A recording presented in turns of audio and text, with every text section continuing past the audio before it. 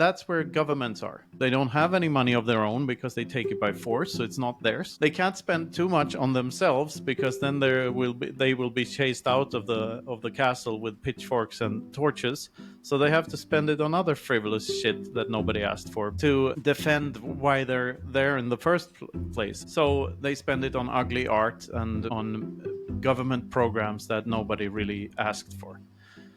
In Bitcoin, you're 100% responsible for everything. So if you're spending fiat money on yourself, then you care a lot, but not as much as if you spend Bitcoin, because with your Bitcoin, you know that this is going to cost me in not only short term, but in the long run. If you're spending fiat, you're actually spending someone else's money because we're borrowing inflation. The absolute best thing for responsible behavior is everyone uses Bitcoin and every man for himself. That's how you get to the most responsible type of society. This book is sort of a self-help book disguised as a Bitcoin book, hoping to inspire self-reflection and self-driven change and improvement.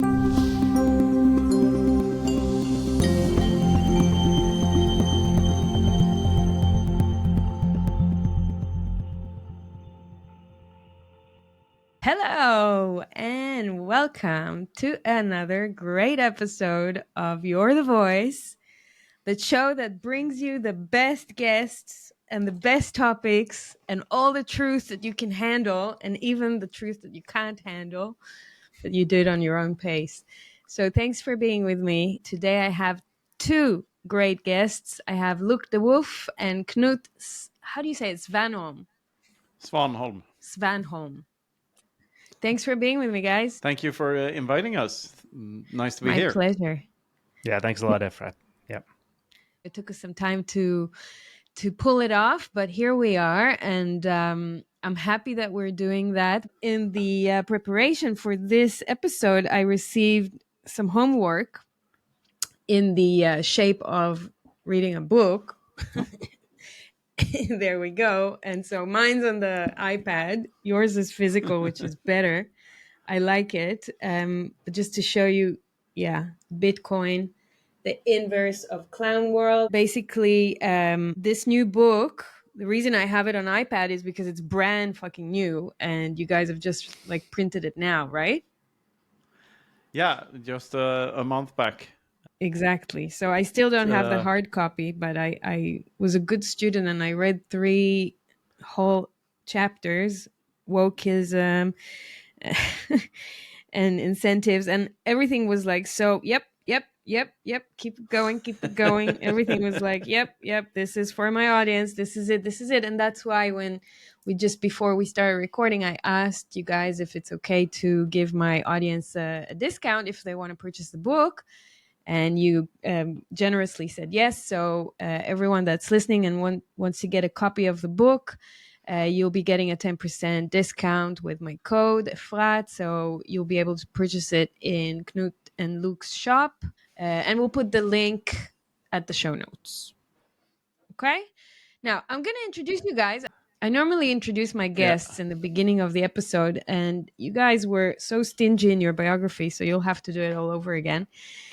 Because I don't have many words to describe you other than that Knut is the author of many classic Bitcoin books, including Bitcoin Everything Divided by 21 Million.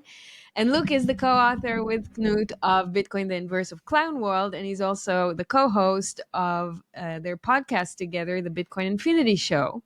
And the Bitcoin Infinity Show has 127 episodes so far. Formerly, it was called the Freedom Footprint Show. And I love that name. I don't know why you rebranded, but you'll tell me. And a short description about the podcast, which I was able to find, is that your audience is educated on freedom tools such as Bitcoin to emit freedom dioxide and expand your freedom footprint, which I love. Explore deep philosophy, practical tools to expand your freedom footprint, especially focusing on Bitcoin and the related tools and technologies. So I encourage everyone to go and check out the podcast. We'll put a link to it as well. And I saw, Knut, that you were a captain of a boat before you embarked on your new journey. So I'd love to hear that about you. And Luke, I'd love to hear about your background as well. And Knut, just so you know, my partner is also a captain of a boat, a tugboat. So Yeah. let's go. Who's going first? Introductions. I'm going first. Okay. Well, I'm Knut, and yes, as you say, I wrote a couple of books about Bitcoin. And before that, yeah, TLDR, the long story. I was born on the Swedish countryside. And grew up on a, I wouldn't say a farm, but close to farms, in a villa out on the countryside, and traveled a lot. My dad had a lot of international jobs when I Yeah. grew up. So I went to Africa a couple of times and lived for a couple of months here and a couple of months there. Uh, and after that, I after my the first 12 years in school, public school, I applied for university, and the first thing I studied was electronics engineering. But at the time, I was really tired of studying and really tired of school, so I only stayed there for 1 year. I passed all the maths classes, but basically nothing else, because I found all the other stuff boring. I spent my time writing a comedy school play and being involved with the party section of the university instead. And I failed my studies, and I had to find something else to do. So I turned to what was my passion at the time, which was sailing old sail ships, like 100-year-old boats. Wow. And Wooden boats? wooden boats, yes, Wow. usually two-masted ketches. I love that. Brixham trawlers, old British fishing boats, actually. But yeah, we had sailing schools on board on those in an organization I was a part of for a long time, and I chose to go in my father's footsteps. And if you had done some work at sea, as just an able-bodied seaman for a while, you could then apply for the university studies. So my university degree is master mariner, and Hmm. that's what you study when you want to become a sea captain, Hmm. which was my goal. And after my university studies, I started working on a tall ship and sailing around the Atlantic, where I had a lot of spare time, and I visited 45 different countries.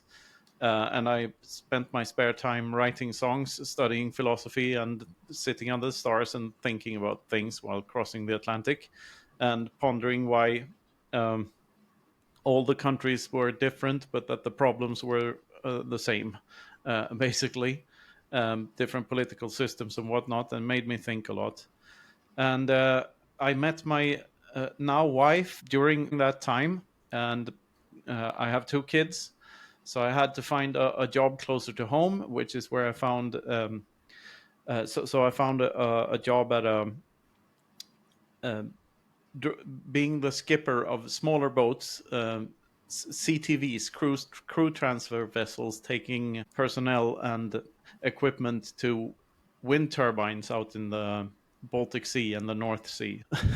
Yep. Wind farm taxi captain Wind farm taxi. thingy. That's what I was. Eventually, I started working at the office for that shipping company, and I did that for 6 or 7 years.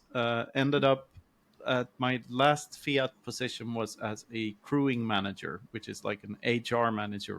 So I did the whole office hierarchy ladder climbing thing, and Right. simultaneously being frustrated with being stuck in the rat race and the hamster's wheel of the world, I started writing stuff about Bitcoin. Or I actually started writing when I was out on these crew transfer vessels.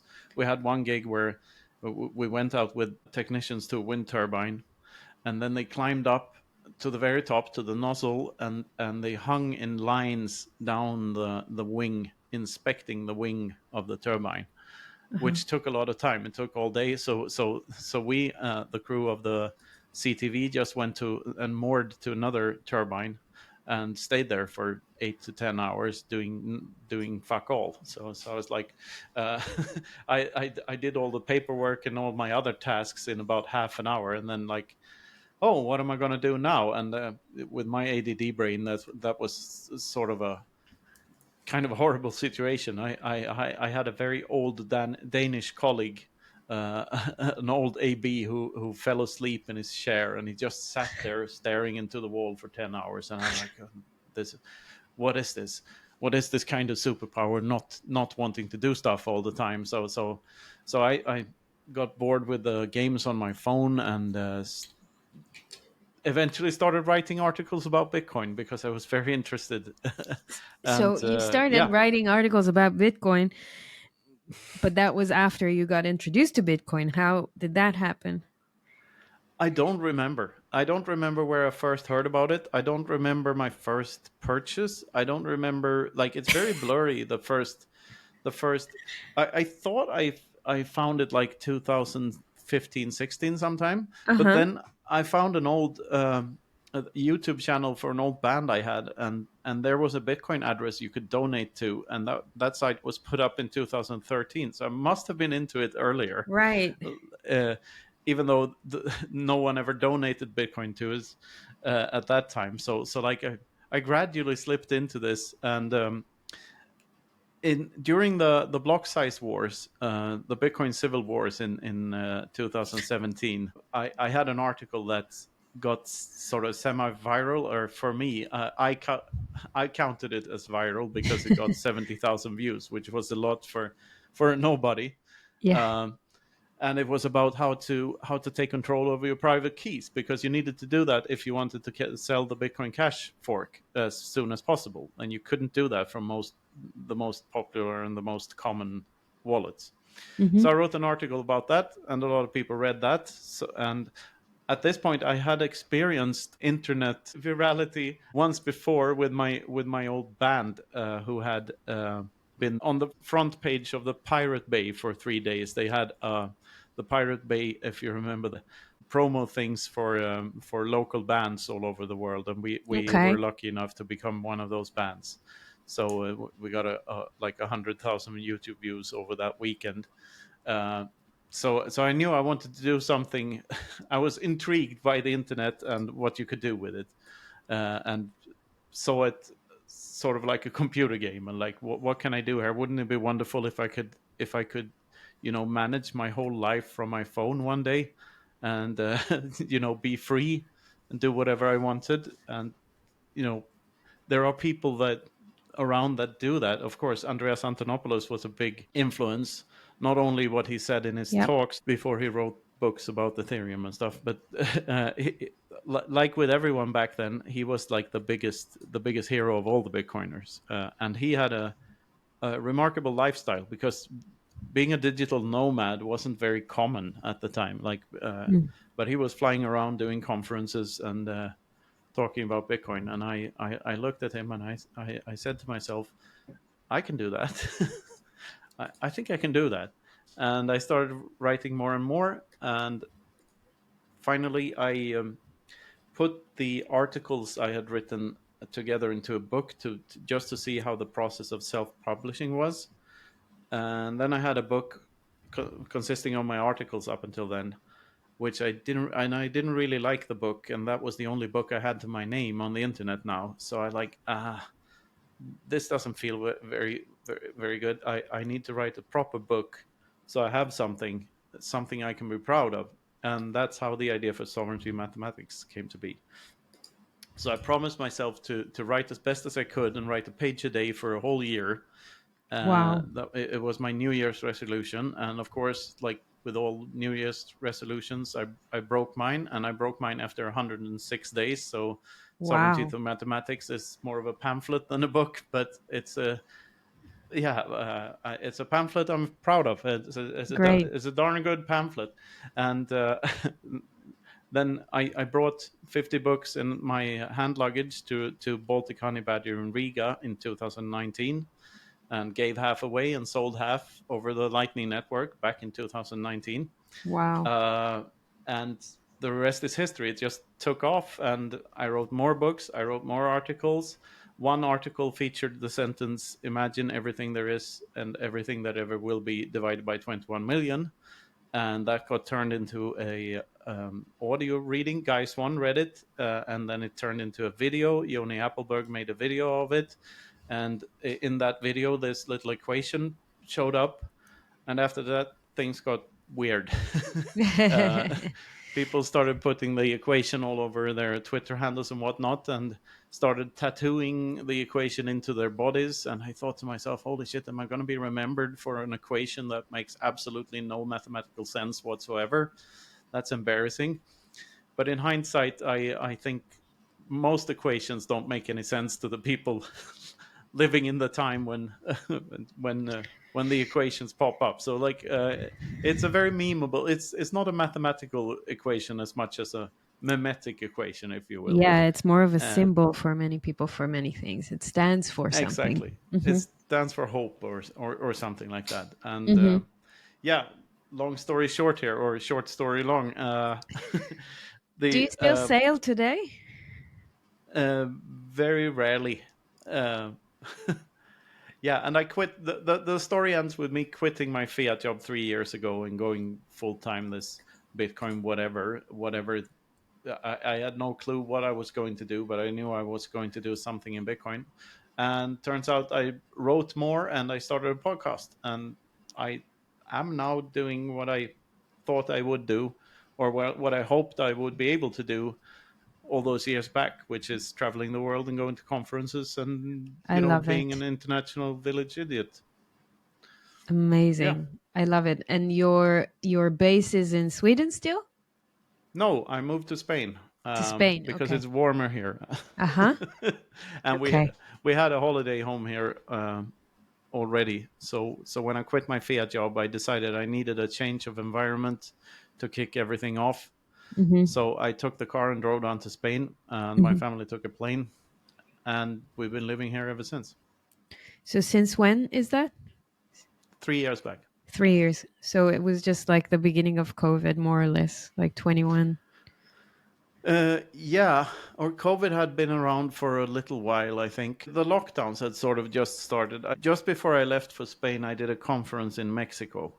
And I remember all the, the mask mandates and stuff. You were forced to wear a face diaper on the plane, for instance. Right. Uh, and I remember seeing a bunch of Asians in full hazmat suits on the plane on the way back. And I thought to myself, cut it out, guys. You're pushing it. Like, they're gonna do this to us if you like. Don't tempt them. Like, no. No, So the madness was too tough to resist. never forget. No, never. I will never forget that for sure. Thank you for sharing all that, Knut. This is really valuable. And I have many questions, but before we dive in, Luke, would you do the same, please, and introduce yourself? Definitely. And my Bitcoin story is a bit shorter than Knut's, but I'll go back just a little further than that. I'm from Canada originally, and my background there, I'm from Alberta, the freedom-loving province where all the oil is in Canada, and therefore that makes it Justin Trudeau's enemy number one. And so, therefore, conditions weren't great going back about 10 years since the little dictator there came into power. And I moved from Canada to Finland. It's a little over 3 years ago now. Practically, it was for a job opportunity, but I'd been looking for something interesting to do. I'd always been interested in the region, wanted to live in Europe generally. And my wife and I decided to have an adventure. This was also during COVID, and yeah, the world was pretty crazy. But I've been settling in since then.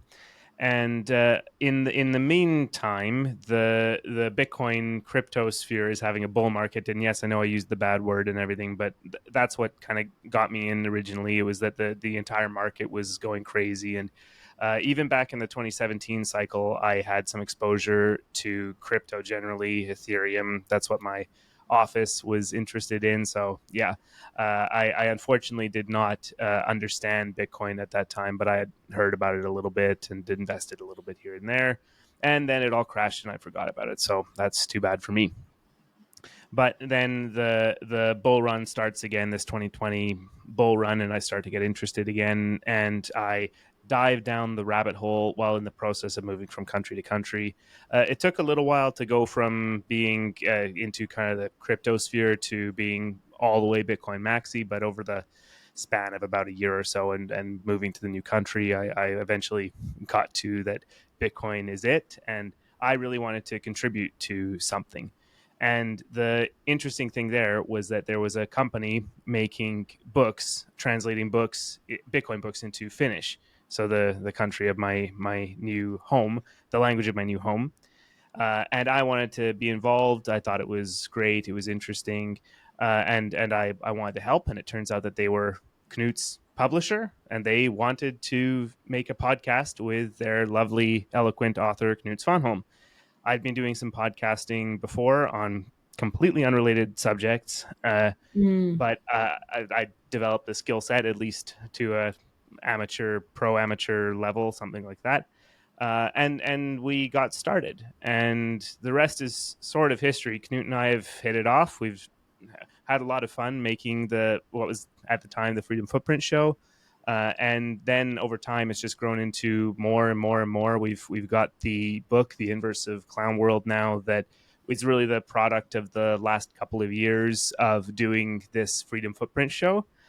And that started out with conversations together a little bit. I knew Knut had been wanting to do some more writing again. And it was all based on ideas that were going back and forth with the book.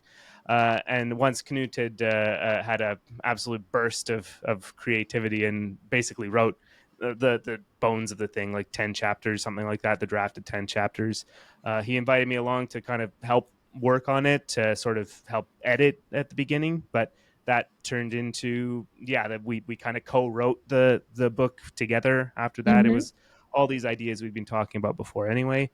And I'm super proud of it. It was my first time trying any kind of writing, and honestly, this whole thing has been surreal. I bookmarked this as well with the Riga conference, the Baltic Honey Badger. 2 years ago, 2022 was my first time ever meeting Bitcoiners in person. It was the first time I met Knut, and since then it's just been an absolutely wild ride. The surreal doesn't end is something we like to say. Like just leaning into Bitcoin has been fantastic. Yeah. Every time it's just a new opportunity comes up, or someone new wants to collaborate, it's just like yes, let's go for it. And that's paid dividends. And I still have a fiat job. My son is 9 months right now. Like it's I feel like I could use another thank you. I feel like I could use another 8 hours in the day or something like that. But it's really rewarding, and it's a lot of fun. And I get to. I would never have thought that when I was first getting into Bitcoin that I'd be here after only a few years. So it's super exciting. And that's so me. you're still mining fiat in order to buy more Bitcoin. You're still doing that. I am, yeah. Or I don't know. Maybe we haven't come up with Bitcoin related business ideas that are I'm fine with people mining fiat for Bitcoin. I'm fine with that. I think it's still going to be around for a while. People mining fiat for Bitcoin. No, Luke is really good at mining fiat, so that's why. You didn't tell us what you do, but I'll take your word for it. My day job, I work in cybersecurity, so it's specifically cybersecurity for industrial control systems like factories and related things like that. Primarily here in Finland, defending against potential attacks from Russia. So yeah. Okay, got it. Interesting. Very cool. I have lots of fun.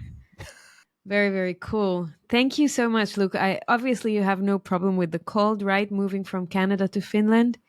Yeah. Well, it's less cold than in Canada. It's more north. It's darker in the winters, but the summers are fantastic. I just love it here. And it in one sense, I sort of traded one sort of commie country for another sort of commie country. But honestly, I love Finland, and it's the country that makes the most sense in the world to me, and Well, I like it great. a lot better than Canada. I mean, we're gonna dive deep into clown world in a second, but basically in the clown world we live in right now, most of the world is kind of commie or semi-commie. So you just have to choose from the top down, like from the worst in the list, because it's very hard to find places that are not like that. I mean, they exist, but you have to make a lot of sacrifices and changes in order to pursue a new life in a non-commie country, state, I think. Where would that be?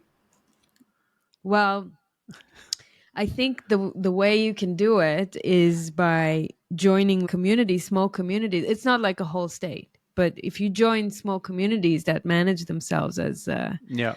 like standalone communities, then you find your kind of balance in a normal environment again. I don't think it exists today yet in a state or in a country. I mean, obviously, we are as Bitcoiners, we want to say El Salvador, but it's got its disadvantages as well, and we'll touch on that too. I would love to hear your take on it. It's one of my questions. So yeah, like you said, there is no place that is perfect these days, and you have to find your sovereignty. And that's always what I tell my audience, that you have to learn how to develop that in your life first and foremost, and with your small community, and then build things around you.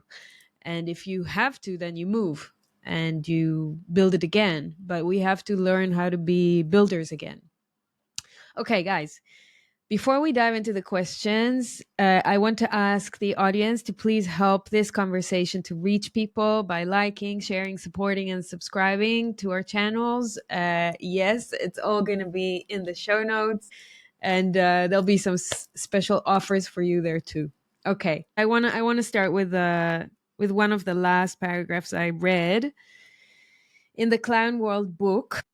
Why on earth are people still getting upset over people's genders and skin color shortly after almost all Western governments forced us to inject a poorly tested experimental drug into our arms, made our kids wear masks in schools, and let big multinational conglomerates violently grab monopoly positions in their respective industries by forcing every mom and pop store to close and run out of business? That's a long question. Of course, there's an answer to all of this, which is more straightforward than you think. When the money stops working, everything becomes political and a farce. The urge for a free lunch got us here, and we're about to be forced to pay the damn bill anyway, with interest. Love that. All right, I let you take this from here. Please shed some light on the context to this beautiful paragraph, and like an extract for our listeners about the notion of clown world and where we are today. No, there's quite a bit of build up to that paragraph. There is. But there is to every other paragraph too. So I guess you'll have to read the book to get the bigger picture. That's right. But in short, like we talked to Guy Swan about this yesterday, Milton Friedman's quadrants, which is basically a matrix of spending your money on yourself or someone else, or spending someone else's money on yourself or someone else. So if you spend your own money on yourself, you care about both the price and the quality of whatever you're buying.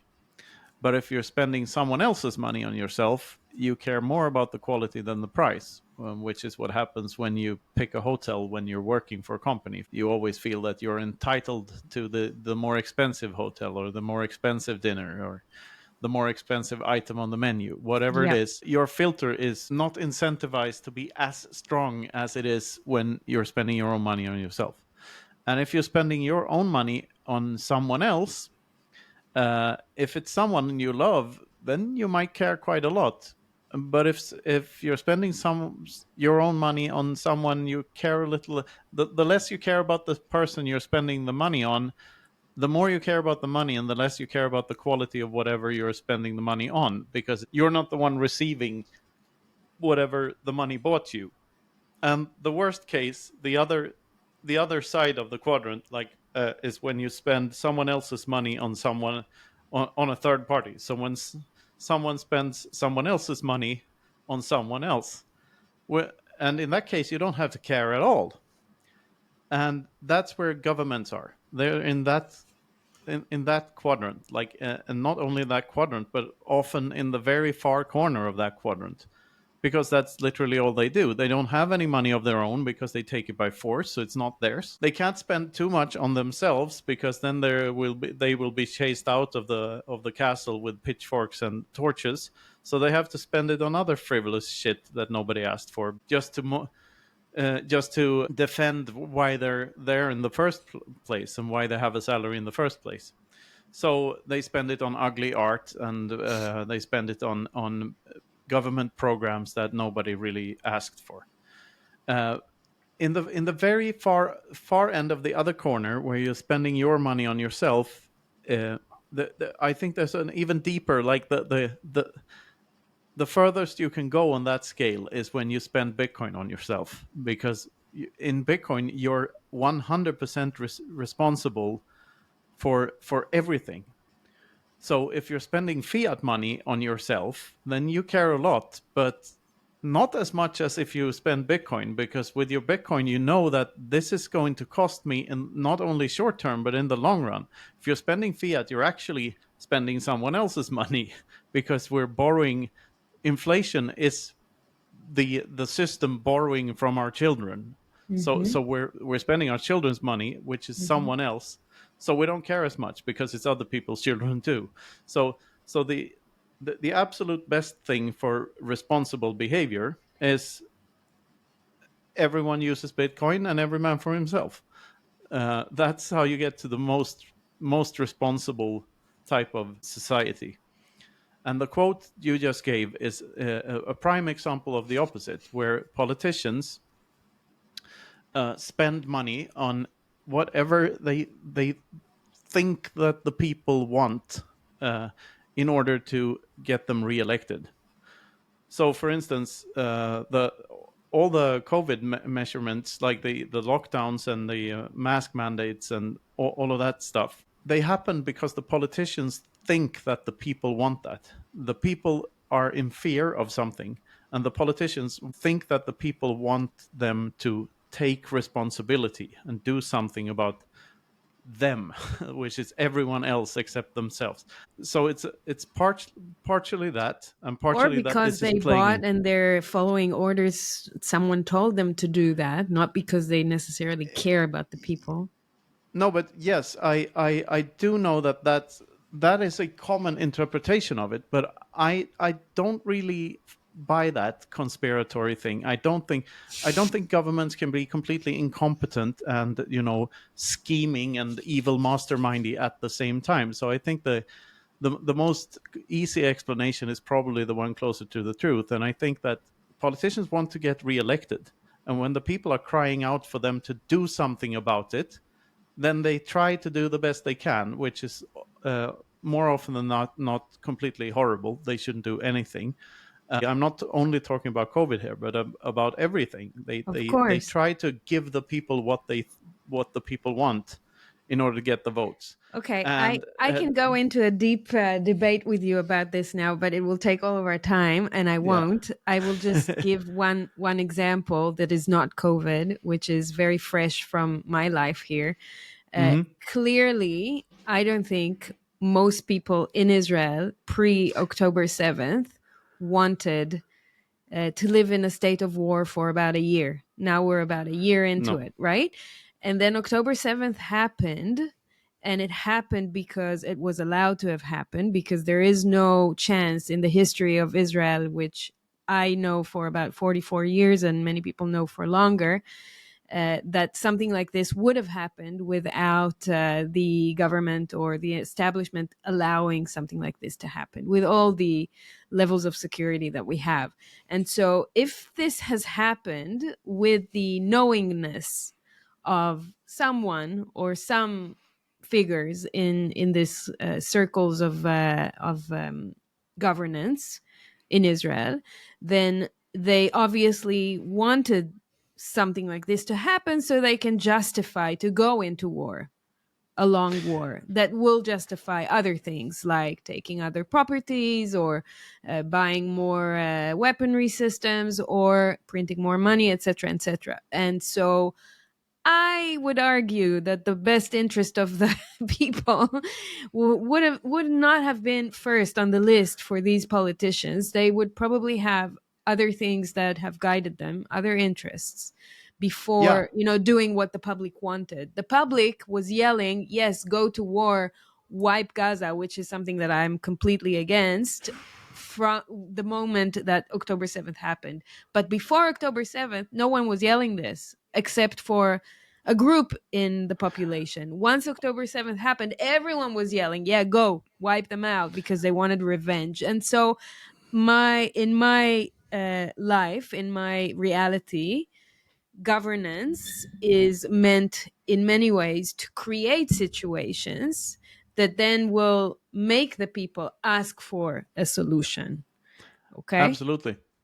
Yeah. The So problem I'm reaction not. solution model. Yeah. Yes. Okay. Two things about this. Um, I'm not saying that it's that black and white, that the Sure. and I phrased it slightly wrong. It's not that politicians do things to get votes. They do things that will make them stay in power. What they crave is power, and they do Sure. whatever they need to do to keep that, to stay in power. Mm-hmm. And for most countries, most of the time, in peacetime, that means trying to get the votes. That's Mm-hmm. what it means, which means giving subsidies to media outlets so that the media outlets are less critical of whatever the government does, and doing things that they think will give them votes. Yeah. That's what it means. And wartime Israel might not be a good example of an But hey, average we're seeing state that in everywhere. terms of. Wartime in many places, and emergencies that are popping out like mushrooms. It became so frequent now to have another emergency and another state of emergency that Yeah. justifies another action. So, I mean, I'm with you on That, everything. I just doubt that it's always because they are doing what the public wants them to do. no, They no, may and be that's not what I indoctrinating. meant. Okay, I, okay, so maybe I if didn't. if their means of getting into more power is by uh, acting in ways that they think will give them more votes, then they Hmm. will do things that they think will get them more votes. So it's more I complicated. understand. It's not. I'm not saying they're Yes. doing good things. They hardly ever do good things. I mean, governments have a free market competition in bads rather than In goods. pads. That's So right. yeah, so so, so that's the thing. And but I think these incentive structures make it so in a in inflationary monetary systems. This is what always happens, because inflation compounds and it becomes exponential after a while, and it means all the fiat economies go to shit, and they have to turn into totalitarianism and horrible stuff and civil wars and Yeah. resets of the system, because that is the inevitable outcome when you're living on forever credit. The bubble needs to burst at some point. Hmm. And before it does, you get all these power grab mechanics happening. And I think that's what we're seeing now. But I don't think there's some single entity evil mastermind that concocted the whole thing that's sitting in some lair. I think this is just an effect of an underlying incentive problem Hmm. stemming from a simple problem in mathematics. That interest compounds and you can't have forever debt. Like it's more like that. But this was a big tangent. Yeah. Um, what were So we talking about? The quote in the book, I guess. yeah, we were talking about the book and the message that the book wants to convey. I mean, the Yeah. name says a lot, but you know. The message we want to convey, like the whole book, is more like the only way to get out of clown world is on a personal level. You need to take responsibility for your own life and stop participating. Uh, And you can do that now. We have Bitcoin, we have Noster and similar things. We have unstoppable communications, unstoppable money, which means we can form societies that don't have to care about what the psychopaths wants us to do. And that's the only way to make it go away. And the more energy and time and effort we give to that new world, which is based on mutual agreements, consensualism, non-aggression, the less of clown world we get, both on a psychological level, but also on a very like real world, literal level, because we take the power away from the people that make this happen. You call it be anti clown in the summary of the book. I love it. It's like you lay down in the first few episodes how the world looks like today and the reality and how we got into clown world and the whole Marxist culture that has been probably integrated into societies, Western societies, for the last decades.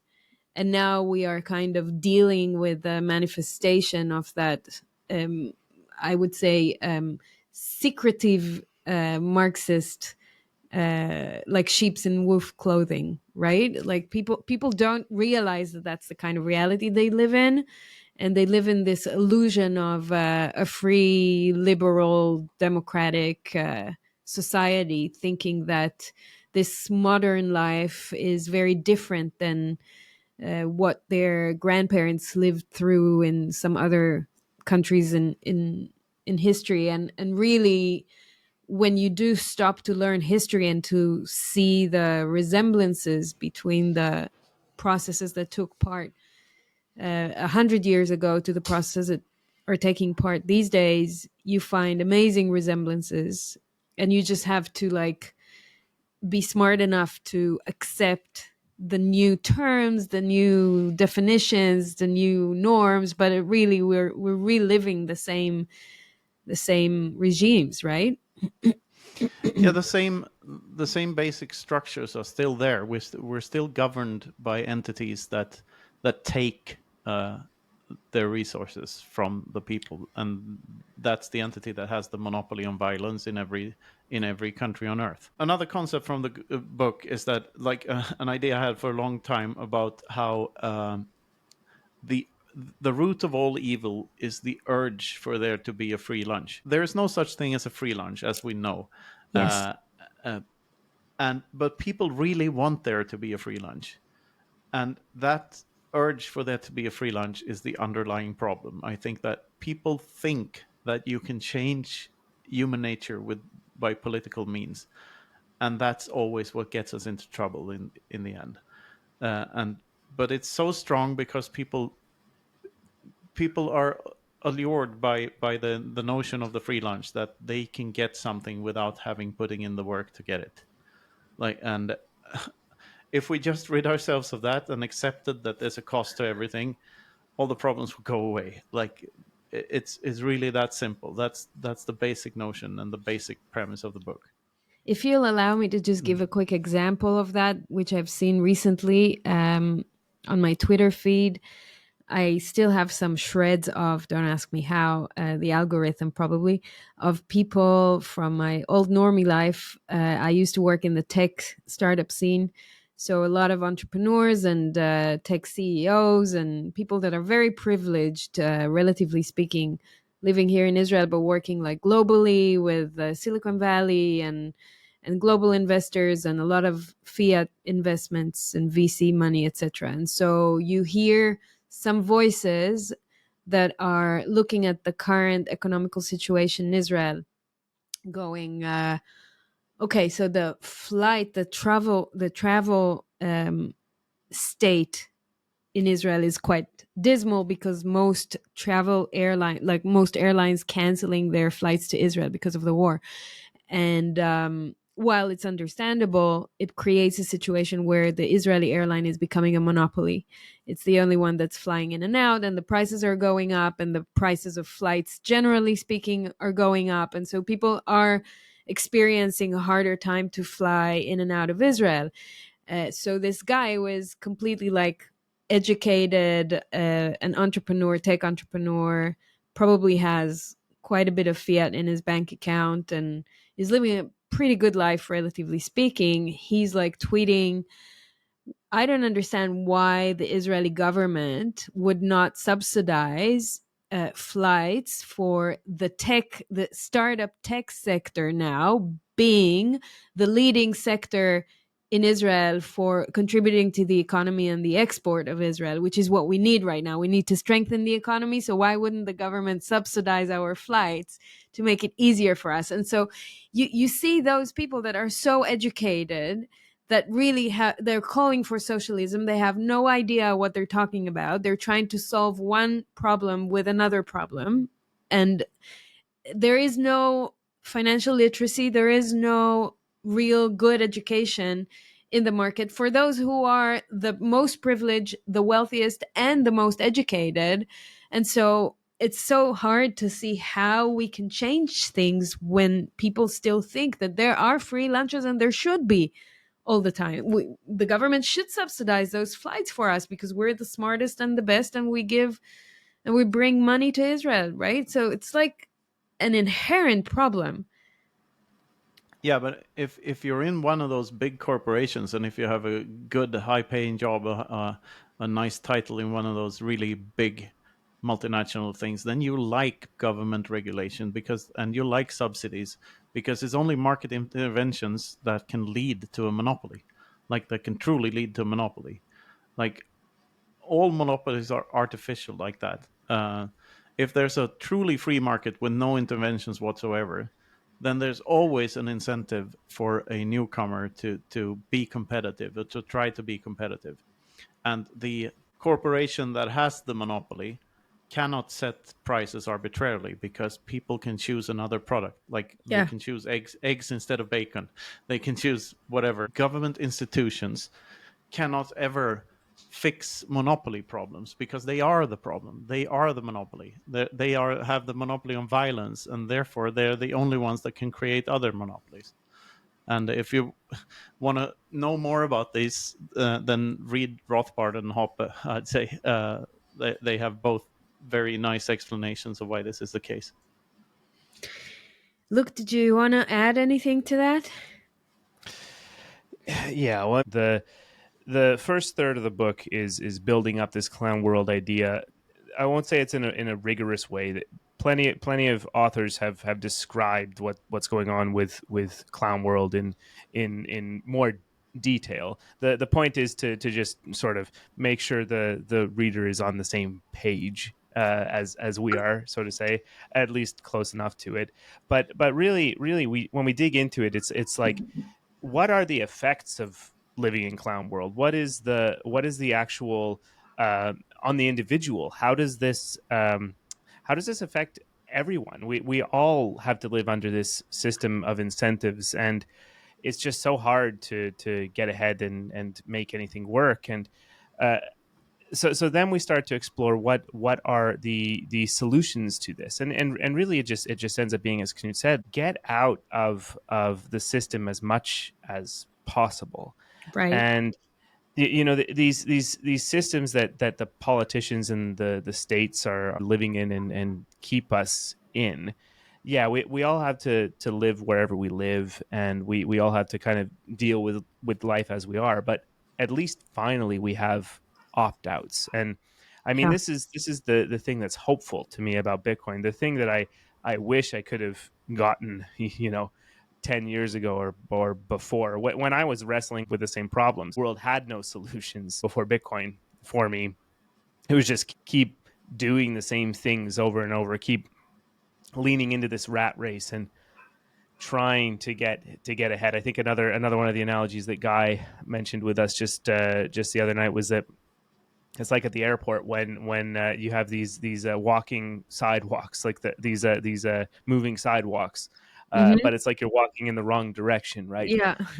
If you ever stop walking, you'll go backwards, and you have to always go forward faster than you go backwards to beat the inflation and beat everything that's It's a going on great here. analogy. It is. I can't take credit for it, unfortunately, but Guy is a smart guy. Thanks, Guy. Um, but Great guy. great guy. But the main thing is that now we have this opt out, and we have all of these opt outs, and I mean, for my situation, it's like I still work in fiat to pay my bills and make sure everything is good short term, but everything that I want to store into the future is in Bitcoin. And all of my time that I can put into it goes into Bitcoin and my family, the things that are important. I get paid to do my job. I don't do it because I love it. I do this stuff because I love it, and because I believe in it. Mm-hmm. And what I hope that readers get out of the book is not just seeing the the parts of these systems in the world. I don't think we need to convince Bitcoiners that clown world exists, but I think we did want to get at that there are solutions here, Mm-hmm. and it's also not trying to preach to the choir either, in the sense that Bitcoin is the solution. Okay, guys, great. Like that's a pretty good message in the Bitcoin community, but there's more to it. There's more to it, that Bitcoin really changes you. Bitcoin Mm-hmm. really thinking differently about the world. I think it kind of like learning a new language. It completely rewires your brain. It literally rewires your brain to think in a completely different system. And Bitcoin is like thinking in a completely different system for money and math and numbers and everything. And it's just your behavior changes. And so it's sort of documenting what this is, and also a call to action for readers and listeners eventually, that take up the challenge, take up the responsibility to do as much as you can to make the world a better place. And that doesn't have to be through Bitcoin, but we're certainly advocating for that. This book is sort of a self-help book disguised as a Bitcoin book, something like that. Not to sound cliched or anything, but I love that's it. how I see it. Yeah, it really all comes into like um, hoping to inspire self-reflection and self-driven change and improvement. I Love would it. say if we wanted to scale, it has to be through Bitcoin. On a personal level, it doesn't necessarily have to be through Bitcoin. Right. But if we want this to scale, Bitcoin needs to be a part of it, because barter is not an alternative. Like, there's no civilization based on barter. That's If very that's what you interesting meant, what you're Luke, I don't saying. know I if that love was it. what you're alluding to, like that Bitcoin doesn't have to be a part of it. Uh, No. We just talked about other things, right? Like it wasn't just Bitcoin that we talked about, and like the entire thread to it. I don't know where you were going either, Knut. So yeah, okay, good for stepping in there. Yeah, sorry.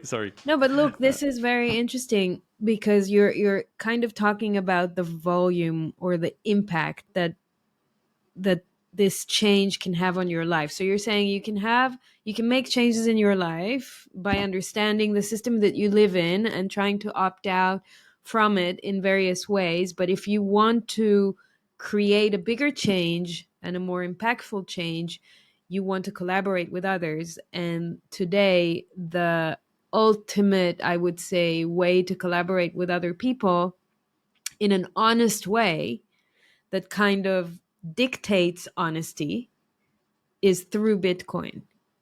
It's harder to introduce corruption when you do things with Bitcoin, on Bitcoin, right? Whether it's technological developments or trade or accumulation of wealth, etc. That whether it's for an individual, a group, a community, or a state, when Bitcoin is being introduced to that entity, if it's an individual entity or a collective entity, then it kind of injects some honesty into the entity. Like the DNA of Bitcoin comes into that entity. That's like the way I can interpret what you said, Knut. I think it's interesting. To yeah. scale, you need that. No, you made me think. I mean, I love that. Now, what I'm alluding to, let me see here. Let me collect my thoughts for a while. The thing here is that through Bitcoin, you can find the people you can trust. So Yes. if a person has been in Bitcoin for, say, 10 years and has never fallen off the bandwagon, never taken the bag of shitcoins, never done anything questionable ethically whatsoever, that's probably a pretty trustworthy person, right? Oh, sure. So this is the flip side of the don't trust, verify thing. Ironically, that leads to more trust in the end in the people that have a clean track record, you know. So you, I trust Bitcoiners more than I trust normies. Like, that's just the default now. Which means, ironically enough, that when you trust another person completely, you don't need money. You can you can keep a tab on one another. You can be just nice to one another. Just you can just rely on the other person giving something of value back. So this is the irony of the whole thing, is that the more Bitcoin takes over the role of global money, the less we'll need money, like to facilitate trade. I think that we'll find other ways. And Luke and me are a good example. We keep our tabs, but we don't put everything on the tab. Like he buys me a beer every now and then, I buy him a dinner every now and then, he buys me a dinner every now and then. Like, who cares? It's Mm-hmm. in the long run, it's gonna be good. And so we very rarely exchange, like with all people that you trust. It's like within a family, money Yeah. rarely changes hands between family members. Well, it's from the whoever makes the money to the kids usually, but Mm-hmm. not even that. It's much easier within the group where you know people, because money was invented for that purpose, or discovered for that very purpose, to facilitate trade between people who didn't trust one another, which is also Mm-hmm. why KYC policies are so weird and so backwards, because it takes away the very basic functionality of money, which is you you don't have to trust the other party. You don't have to have proof that they're a legit person or something. The money itself is supposed to be the proof. And Bitcoin is that proof. Fiat money is not. Perfect. Wonderful. Okay, stay there, Knut. I want to ask you about, it's going to imply a question about El Salvador, but I'm going to ask you about legal tender versus voluntarism. Can you give me your take on it? When we define Bitcoin as a legal tender versus saying you can just use whatever currency you want. This is Yeah, voluntary. You choose. legal tender laws, as all other intellectual property laws, are bullshit. And I think they are counterproductive. You shouldn't impose anything on any person. Like, you shouldn't, just as you shouldn't steal, don't steal, and don't violate other people's bodies. Like, it's pretty simple. Humans have two ways of resolving conflict. One is communication, the other is violence. Hmm. Avoid the violence, and we'll all be better off. So And why do legal we put tender, laws for no stealing, no murdering? We put laws for it. yes, don't steal and don't murder are derived from natural law. So those are the laws that actually make sense. Laws that don't make sense are victimless laws, like victimless crimes, laws for victimless crimes. So whatever I choose to put in my own body should not be forbidden, because the only one, I'm already paying I'm already getting the punishment. Well, legal tender is not victimless, because you are forcing people into a behavior that they might not have chosen by their own volition. So you're forcing people to behave in ways that they might not have chosen, given if they were given the choice. So you're forcing them to use a particular type of currency, usually the currency the government is has a hand in printing more of, thereby enriching themselves. That is not the case in El Salvador, but I don't still think, and the law So, is so the written. people become the victim. I just want to understand, like, how you Of define it. course, the people are the Okay. victim. They're always the Okay. victim when there's a Hmm. government involved. Okay. They are forced to do things. It's like they said, well, you're free to travel during COVID, but you have to take the vaccines and wear a mask. Well, then you're not free to travel. Of course.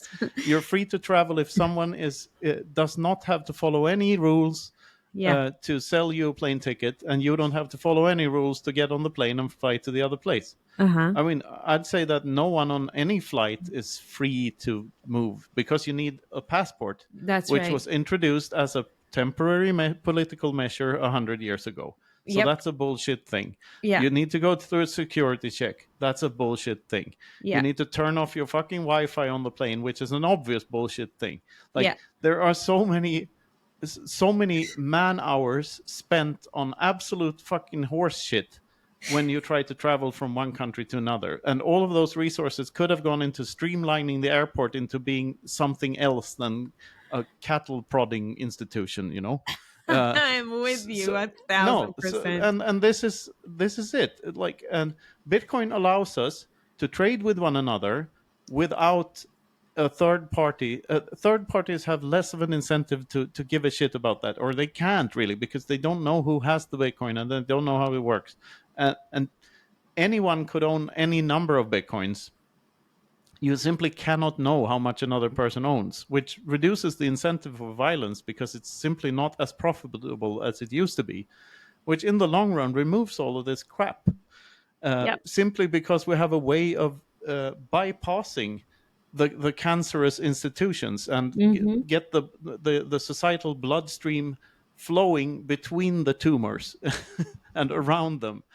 Sure. The tumors being government institutions, so, and regulations and bureaucrats and stuff. So that's why I'm so excited about this and so passionate about this. And you alluded to a question before about why That's I do right. what I So, do. yeah, your take about El Salvador then that has made Bitcoin a legal tender.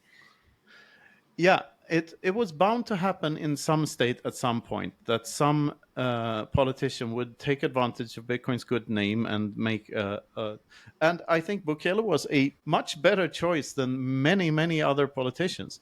Still, he is a politician. He does work for government, and he does impose his power on people every now and then. And if I was the president of El Salvador, instead of introducing Bitcoin as a legal tender, I would just have said there are no legal tender laws anymore. You can use whatever you want, because I think legal tender laws are inherently bad, just like any other And the free law that market just would sort itself out.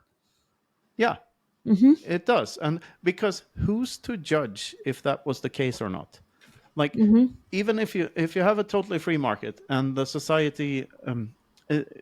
This always happens. A politician says that, oh, the free market wasn't good enough. This and this happened. And first of all, they refuse to take into account that this was not a free market because there were government subsidies and taxes. So it's not free. This is not what would have happened had there been a free market. And second, who would be the judge of what is good and what is bad? Like, how do you quantify that? So take, for instance, the thing I talked about in the airports, the security checks. If you count up every minute that every passenger spends in that line, removing their belt and being harassed in that machine, if you add up all the hours spent by the people employed sitting there and harassing people, Mm-hmm. uh, how fast do you think you would come up to a number of life minutes spent equivalent to the lifespans of the lives lost in the 9/11 tragedy, which Oh my triggered the God. whole thing? I don't know. I'd say maybe half an hour or something. If you Quick take all the enough. flights worldwide, that Yeah. should count up to 80 lifetimes, or whoever many died there. Maybe there were more. It was like how many died in 9/11? I have no clue. But on the planes, it's like 80 people, I think. Some And thousands. some thousands in the buildings. But even some thousands would be a couple of hours maximum in the security lines, because if you see time theft as a partial death sentence, then everything else comes into perspective. So if you have a 50% tax in median tax in a country, that means that everyone working in that country is 50% a slave. 100% tax rate means you're 100% a slave. It means you don't get to keep any of the fruits of your labor. Mm-hmm. If you get to keep 100%, you're not a slave at all. If you don't get to keep any of it, in other words, if you're taxed 100%, you're 100% a slave. Sure. Everything goes to your owner. And if it's 50-50, well, then you're somewhere in between. You're half a slave. So Yeah. if a normal family with a husband and a wife, one of them is a slave. It's just that the slavery is split up between the two. And so, do you think that maybe we're like at a situation where Bitcoin is just starting out to manifest its way into states and into larger communities, larger collective communities? And El Salvador has taken that step in setting it as a legal tender, clearly saying we like this, we want people to use this and to have this and to be able to use it if they choose to, because it's not the only thing that we tell them that is legal. There's another one that is legal, and they can choose from these two. I understand that it's not optimal, but it kind of feels for me like a pendulum swing, and the swing is going very far to the extreme. We're making it a legal tender so that the adoption will start, so that we kind of make sure that the adoption will start on the state level, so that there'll be at least one place where we try it out, and maybe later other places will not make it a legal tender. Like when I spoke to Samson, he was saying if other countries just become friendly to it or accept it and be tolerant towards it, like in Madeira, like in other places, then fair enough, we don't need it to be legal tender. And I understand it, but it kind of feels like there's a pendulum swinging because of the beginning that we're in, like the beginning of a process. What do you think? You know, there's a chapter in the book called Pendulum, right? Oh yes, I know that there's a chapter called Pendulum, but I didn't get Uh, to it. Yes, it's yeah, about yeah. that. No, it's not about that. It's Okay. more about how we overcome. Humans tend to overcompensate. Let's just say Yes, that. here it is. Uh, but I mean, The Pit and the Pendulum is a short story by Edgar Allan. Yeah. yeah, yeah. You can guess that guy's last name.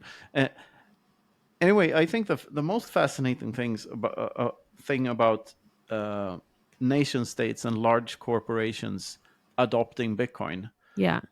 is that everyone seems to forget, or everyone seems to not understand what "not your keys, not your coins" actually mean.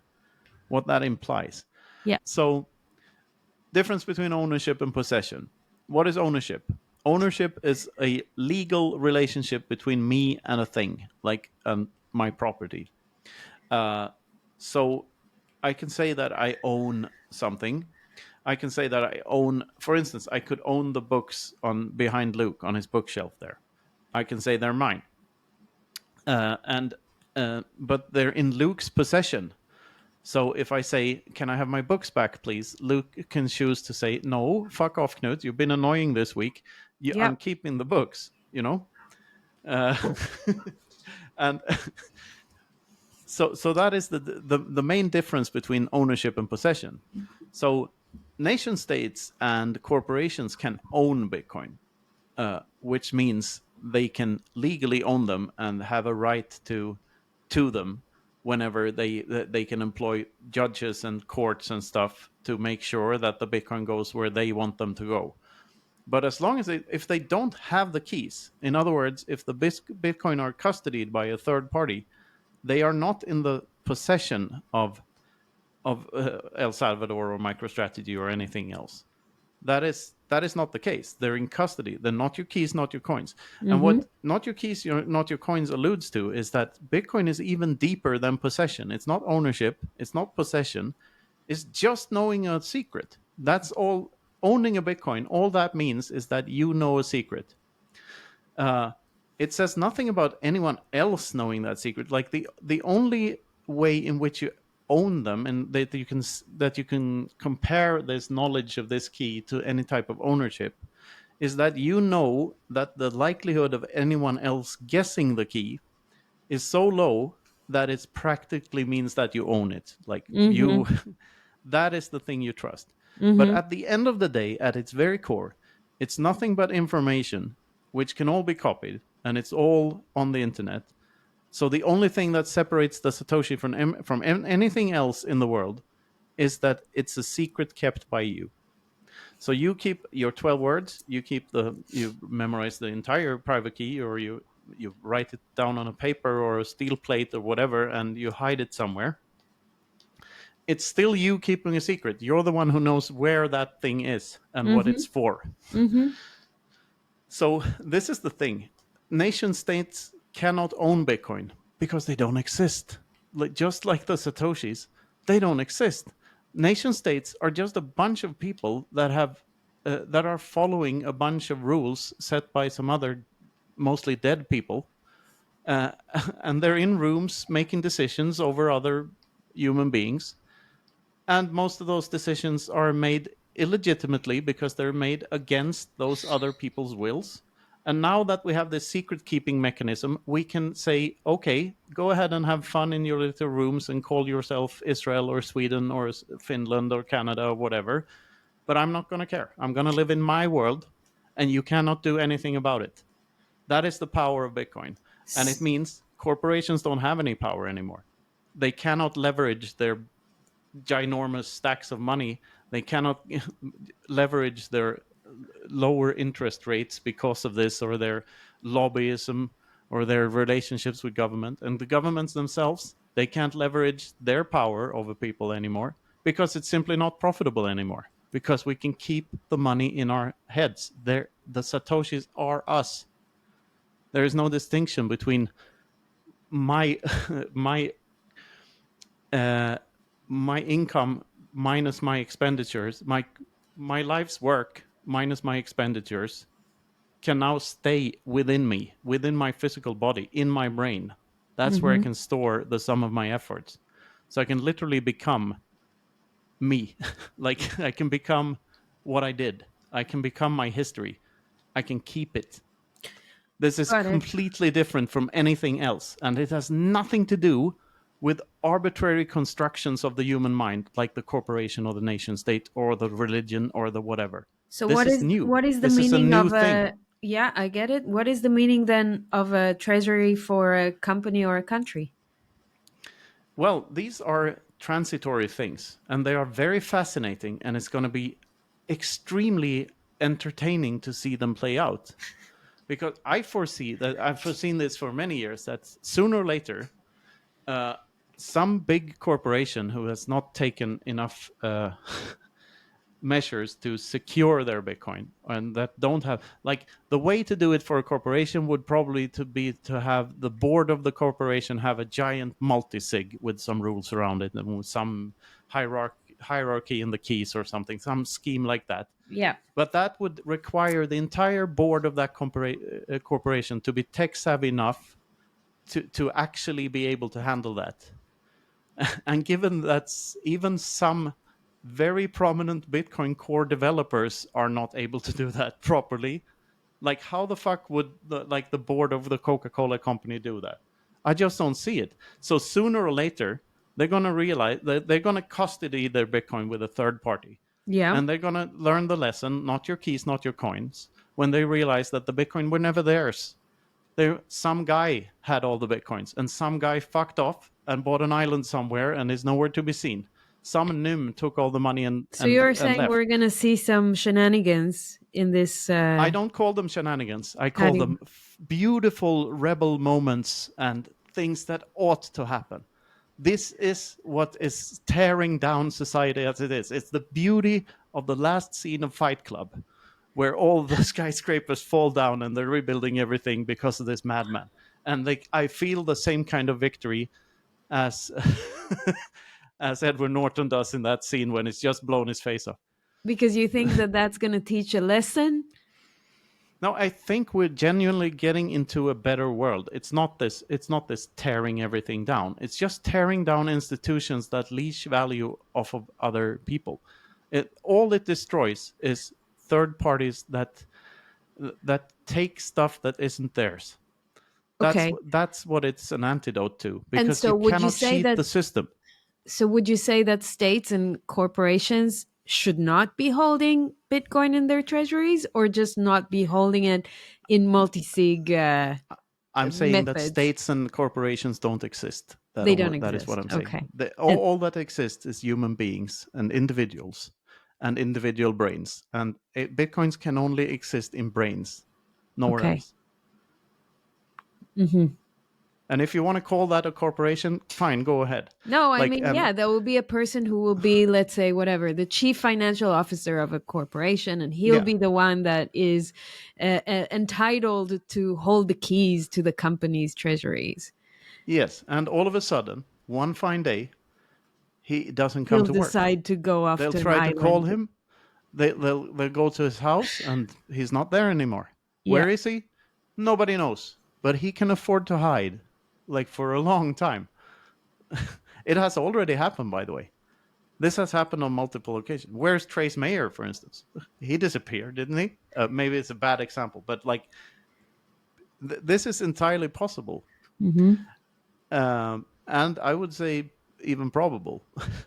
I mean, and to go into definitions here, what Mm-hmm. is a nation? What is a corporation? And on a Bitcoin standard, Mm-hmm. why does it have to be anything more than just a private chat group and a Bitcoin wallet? Well, it could be a Fedimint, like it could be a Telegram chat. It could be Mm-hmm. whatever. Like, it could Mm-hmm. be a spreadsheet somewhere. As long as Mm-hmm. we trust one another, or we don't even have to if we have good enough tools. But if we can bypass all that, then all the other bureaucracy, accounting goes away in terms of accounting that you have to do because the government tells you to. You could decide the rules about accounting. Like, of course, it's important for a company to do economic calculations and to plan ahead and see their incomes and their expenditures and whatnot, keep profitable and have black numbers and stuff. But all the bullshit, like you have to VAT, for instance, and taxes and inflation, all of that goes away. It's Mm-hmm. not necessary anymore. You don't have to give two shits about it. You can just do stuff, as the Joker so finally put it in The Dark Knight. So yeah, we'll see where it leads. But yeah, I'm giving all these examples of dark movies, but I'm actually looking forward to this future because it's not dark. It's great. It's emancipation, Mm-hmm. the triumph of the individual Mm-hmm. over the tyranny of the masses. Mm-hmm. Yeah.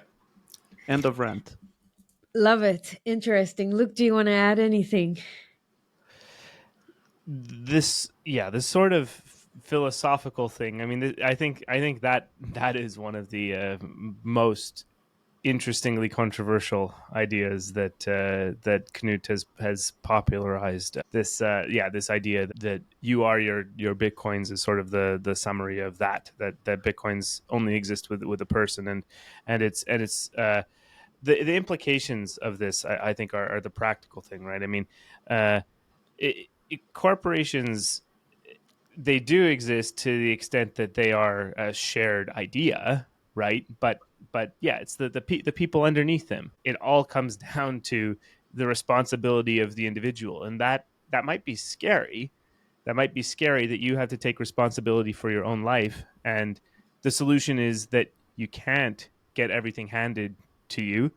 But Mm-hmm. once you come to terms with that and figure out how you're going to be in the world in a way that gives value to other people so that you can get value back and manage to live, whatever that looks like, whether that's through sending satoshis to each other or this type of pseudo barter that Knut talked about, where yeah, you just you just don't care. This is a funny thing we've talked about a while ago, was that is the number of transactions going to go up on Bitcoin as we go to hyper Bitcoinization, or is it actually going to go down?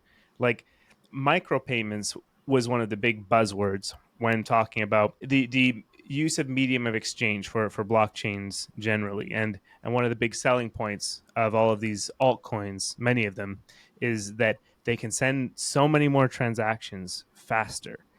But who cares? Mm-hmm. What's the value of those transactions? Mm-hmm. What is the actual value being transferred? What is the reason for transferring that value? What is the reason for transmitting that message? Because Bitcoin in and of itself, the contents of blocks is just messages, but it's messages that we all agree on through the consensus mechanism of Bitcoin.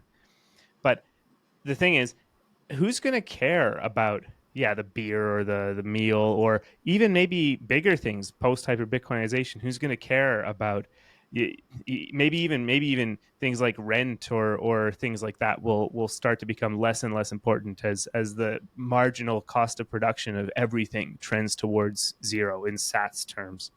And so the volume of transactions might actually go down, not up, as hyper Bitcoinization takes over, and we just trade amongst ourselves. But we all have to take responsibility for that, though. And the degree to which you're able to and willing to take responsibility for yourself is, I think, the test that's going to determine how each individual is going to do as the world transitions to a system where you have to take that responsibility. And it sort of echoes Atlas Shrugged a little bit as well, where it's like there is this group of people that is opting out of the system, and it is going to be painful for many of those left behind who just don't know how to deal with it when the wealth slowly leaches out of the corrupt fiat system and makes its way into this Bitcoin economy. Then all of the governments that are buying votes with the capital of the productive members of society that get funneled away by taxes, right? When that disappears, all of the welfare states of the world are going to collapse if they don't employ strategies to mitigate that. And like the conversation about El Salvador, there are ways to do this that are non-coercive, right? I mean, the point about the legal tender law is if anyone is forced, if anyone is coerced to do anything, no matter how benign that is, right? Well, that's still committing violence on some level against Mm-hmm. someone, Mm-hmm. right? So the groups of people that decide to collectively work together for some goal, I'll just Mm-hmm. say that vague vague word salad there to refer to groups of people, whether that's a nation state or a hobby club or a corporation or whatever you want to call it. People are cooperating together towards some goal. People will still continue to do that, and it will look like whatever it is into the future. Maybe the corporation is actually a fairly good idea. Private cities maybe are the way nation states look like in the future, or something like that. But the corporations or groups of people that manage to navigate this transition into the new system the best are the ones that are going to thrive the most. And what I hope for is a scenario where we get to see this play out in real time, and competition between nation states, corporations, groups of people can play out, and people can have the freedom to move and to choose where they want to put their time and their effort and who they want to associate with. It's all, maybe it's a little utopian, but I don't think we're actually that far from a lot of this starting to play out. And maybe to try to wrap this up a little bit is that I'm not hoping that countries and corporations put Bitcoin on the balance sheet, but I am hoping that they do something to figure out the system. And maybe it Mm-hmm. looks like that they start to accept Bitcoin for their goods and services, right? Or that if there is a surplus, they choose to save it in Bitcoin, but they have a method of safeguarding it that is sustainable, and that there are ways of making sure that Bitcoin held in a collective group is able to stay within that group. And so I'm optimistic for the future, but yeah, I think the entire thesis of the inverse of clown world is really that you have to become the anti-clown. You have to become Bitcoin. You have to do the things. So that's the book. Yep, I'm with you. Thank you so much for this. This is a great wrap up. I'm going to attend an event which I think you have attended last year, Knut, the Liberty of Our Lifetime this year. Oh yeah, the Free Cities conference. And I highly recommend it, and that's one of my favorite podcast episodes we did on the Bitcoin Infinity show. With Titus, yeah, Titus Gebel is a great thinker. Yeah, I love the organization, and poof, this is it's a big thing to take on. But this is what it's gonna look like. It's like really, really the seeds of it, I think. Like the yeah, early it's seeds of it. truly grassroots movements all along Very there. inspiring. Unfortunately, a couple of them are quite into shitcoins. Like Yeah, I a know. lot of them have fallen for I shitcoin know. scams, and but Hmm. that is a self-solving problem over time. So like the ones that are go Exactly. on a Bitcoin standard will outlive the others, and it's very interesting. Like how can you manage free city states within nation states, and how Private. does that You were work? Like mentioning Luke. Yeah, yeah. Yeah, super interesting. I'm going to be speaking there this year, and Stefan as well. And so we're going to fantastic. be representing the Bitcoin angle a little bit. I do want to ask you, Luke, though, you referred to you think the micropayments and payments, the level of it is going to go down. I don't think I understood why. I Can you try and explain it to me again? I'm sorry if I'm a bit slow there. No, sure, sure. It's really down to that people won't need to actually transmit a store of value between one another, right? As much if they can just trust one another, and Right. the Okay, little I things get don't it. matter as much, right? Okay. It ties into my little rant about how Okay. trust in one another actually goes up. So I you can understand. keep tabs on one another, whatnot. Sure. The irony of that the don't trust Yeah. verify enables more trust. No, sure. I Like what get it. like when That's right. hyper Okay. Bitcoinization happens, and we're all fabulously wealthy. Who cares who picks up the check for the meal, right? And who cares Yeah. about next time, you know? Yeah, Yeah, I can and totally also see that happening. Yeah. But we'll all uh, be fabulously wealthy. That's the point. The the entire world will be fabulously wealthy. yeah, there's That's the so general much idea. else that ties into this. Like Sure. in a totally free market where with no government interventions and no artificial monopolies, all prices fall to their marginal cost of production, Uh-huh. which means everything gets cheaper, which means all the Bitcoiners get wealthier. And everyone else too, by the way, because the production cost of everything goes down. So even no coiners benefit from hyper Bitcoinization. And it's so mind blowing. And also this fact that the fact that we are our bitcoins, we are all satoshis, is it means we help one if we help one another with whatever we're doing, like we're doing now. For instance, we're finding it valuable to talk to you, you're finding it valuable to talk to us. This is a transaction, like, Mm-hmm. but there are no sats shot Mm-hmm. either way, and absolutely no fiat shot between countries. There's no IBAN number that we have to invoice one another here and there. We're just giving each other value. And this is the thing that Bitcoin unlocks on so many levels, because we're incentivized to help one another. Because the Exactly. success of another Bitcoiner is the success of us. So we have a vested self interest, very selfish self interest, in seeing other Bitcoiners succeed. Yep. And what could be more beautiful than that? Like, at the end of the day, Bitcoin is just an agreement on a fixed set of rules. And the reason we agree on this specific set of rules is that they are more expensive to try to break than to just follow, Mm-hmm. which enables absolutely finite asset represented by a number, which we can beam between our brains, which means we are now one race, truly. Like, we are the thing Bob Marley sang about now. Like, we're uh, it was there all along. Like, all we had to do was like not be assholes to one another, and everyone's better off. Duh. It's so obvious when you see it like that. Like, isn't it? I Yeah. mean, s- yeah. There's another quote from the book that comes to mind. Excuse me for another rant here, but like, if you practice doing something, do you get better at it or do you get worse at it? Better. Usually you get better if you Yeah. practice something. Yeah, Yeah. so why aren't all prices of absolutely everything going down over time? The only reason they don't is that someone's printing money. If if that was reflected in the money, if the money was absolutely finite, then everything else would be abundant because all the prices would go down all the time. Which Mm-hmm. it does. If you become a Bitcoiner, start denominating stuff in Bitcoin, you can experience this right now. All of it. And life is so much better without violence. It's that fucking simple. Ha, yes.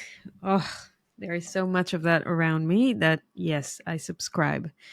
Okay, I want to ask you. I'm looking at the stable coins situation in the world now. So on the one hand, it's like a measure to help those in need in like hyperinflated countries to kind of, get by with something that is better than their local shitty currency, versus a tool to continue inflating fiat debt growth on the other hand.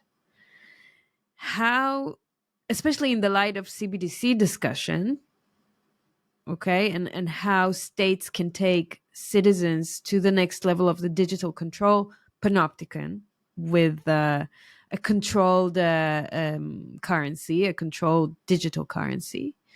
How do you see the role of stablecoins playing out in this? Uh, okay, here's the thing. What I do in the space, and what I've specialized in, sort of, is to take the thought vectors to their very extremes, like to think Okay. as long term as possible. Okay. Because, like, I do that because of getting some axiomatic understanding of what this thing implies. Like, Okay. back to first principles. If this is true, then this must be true. Therefore, in the long run, this is true. So I think both stable coins and CBDCs, if they ever happen, I suspect they won't happen. They will try to implement them, but I think we have so much headway and such a head start, and I think Bitcoin is actually winning. It's just that people haven't realized it Mhm. yet, but we are winning. Like, all roads lead to Bitcoin. Uh-huh. More tether adoption means that more people eventually find Bitcoin faster than they would have without tether. So even though it is in a way fueling fiat, it's also destroying fiat faster, because the more fiat Mm. units there are, the faster fiat goes away, because it's inflation go to infinity. That's what it is. So I do see these things as very transitory, and maybe they're interesting to discuss short term and for the next decade, and so on and so forth.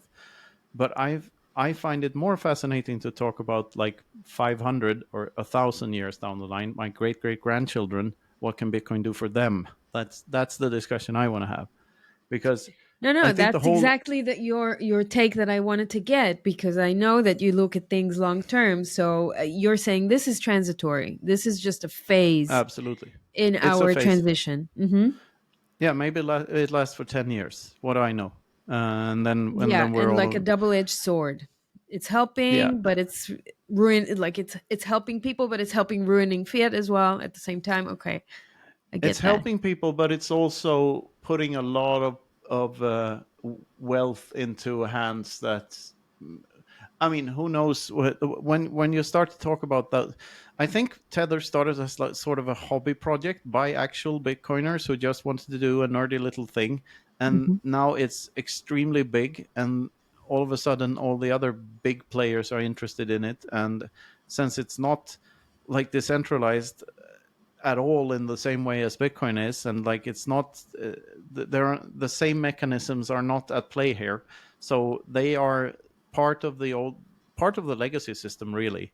And we'll Hmm. see what happens. But it's just another one of those Yeah, financial things that yeah. are transitory. I mean, I think the whole finance sector goes away on a Bitcoin standard because there's no need for it anymore. Like, why would you need it? Like, you can all profit split. You don't even need salaries. Like, you don't need anything. As I said, you need a chat group.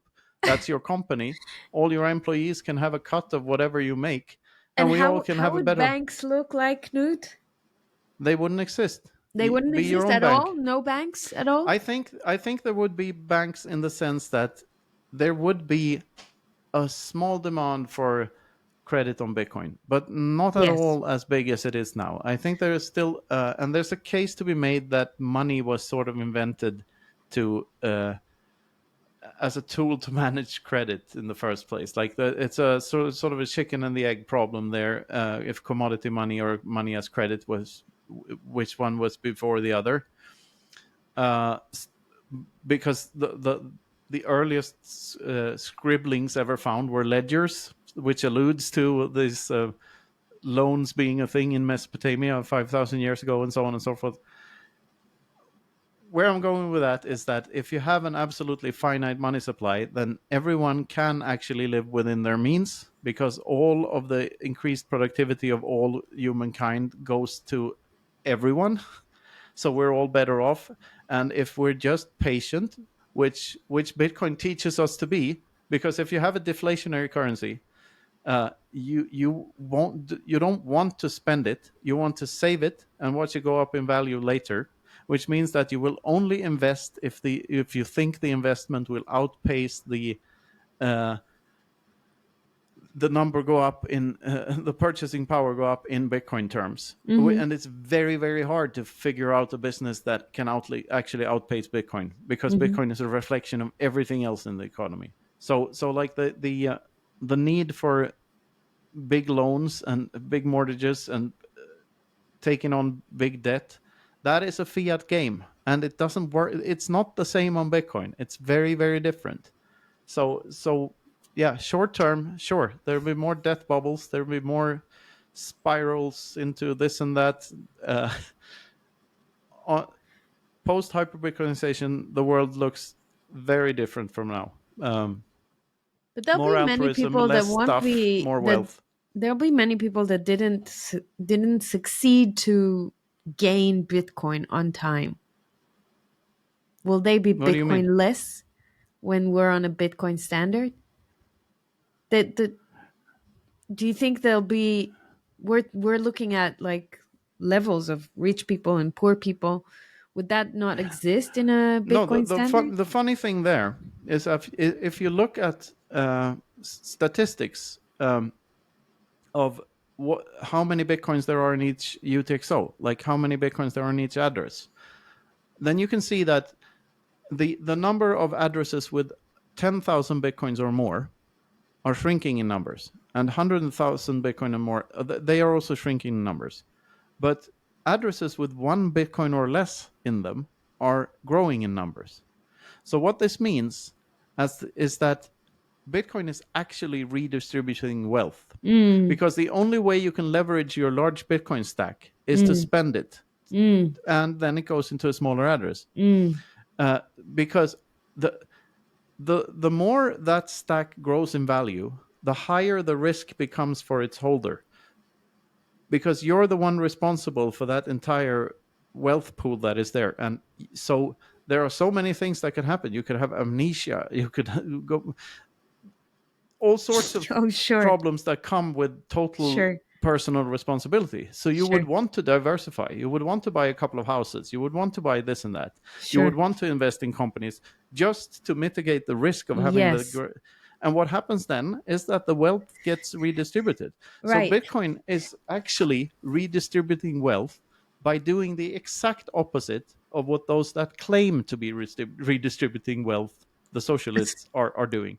By Yeah. doing the exact opposite, it's actually redistributing wealth. And I find that insanely fascinating and very, very beautiful. And it strikes me to my rebel core. It's like a 360 fuck you to the powers that be, and it's peace and love on the other side, and I love it.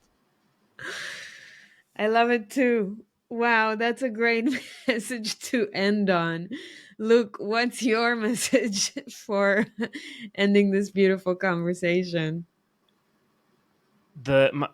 My message, and I mean, at the risk of repeating myself, is figure out what you need to do to take more responsibility, put more load on your shoulders, and figure out what you need to do to move forward in a way that you can feel good about, and move into the new system in a way that puts you, your family, your friends in a better place. It all comes down to you. Love it. Wonderful. You guys, I'm going to see you very soon in like a couple of weeks in Amsterdam. We should go Only have a me, dinner unfortunately. together. Hey? Yeah, Luke is not coming, I Look, believe. you're not So it's coming. only me. But we're doing a panel together. Yes, That's we going to be are. We're funny. doing a panel about education. I don't know It's if going to be after loads of this fun. conversation people want to learn from us, but whatever. No, it's going Well, to be the best panel. Mir is there to save us. Exactly. Mir is Yeah. amazing, and Isa is going to spice it up. Oh yeah. It's It's going to going to be be good. fun. I look forward to it. Me too. A Guys, lot. thank you so much for what you're doing. This is really great. I love the way you think. I love the way you convey your messages. I love the fact that you are unapologetic and you go all in with who you are and spread your freedom vibes all over. This is it's a blessing. We need more people like you, and thank you for doing what you're doing. Appreciate your time. Thank you for your kind words. Yeah, thanks for having us on, Efrat. It's been a great conversation. Peace out.